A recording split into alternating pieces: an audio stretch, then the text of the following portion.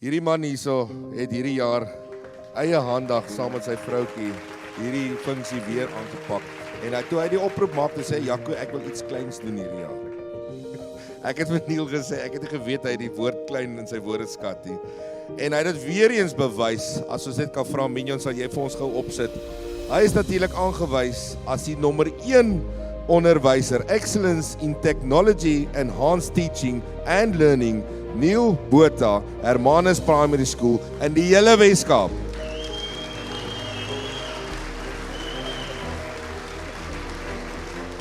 Hy kon nie by die beesloop vandag wees nie, want hulle het vir hom opleiding gegee, want nou is dit natuurlik nationals, en ek wil vir jou sê, ons staan bankvas agter jou, dat jy nasionaal ook daai titel gaan vat. Neil, wat ongelooflik is dit vir onderwysers soos jy, wat weer eens toonaangewend is, en dit wys jy net hier in die skool, Hermanus Laerskool, wat spesiaal is, en hoe belangrik het is vir ons onderwysers om ook te presteer. Ja, Jaco, ek het een ding geleer by die interskole, en dis dat meneer het ons skoolbeleid het gesê, dit gaan nie oor wen nie, maar dit gaan oor deelneem. En ek het 'n kans gevat en het dit vir my afgekom. En ek is baie dankbaar. Ek dink dit sal vir my 'n paar deure oopmaak, hopelik. En ek is wat se trots is dit om aan Laerskool van Hermanus verbonde te wees nie. Ek dra daai ding met groot trots. Dis iets waar ons as personeel baie trots is.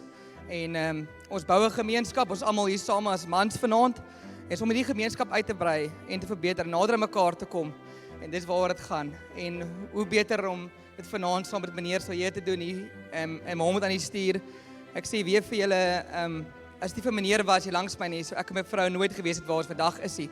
Ek bedoel, is hy wat vir ons die geleentheid gegee het, so meneer, ek werk elke dag hard, en ek werk hard vir meneer, omdat meneer vir my gewys het wat harde werk kan bring, en daarvoor kan ek nie vir meneer genoeg dankie sê. Dedicate yourself and you go find yourself.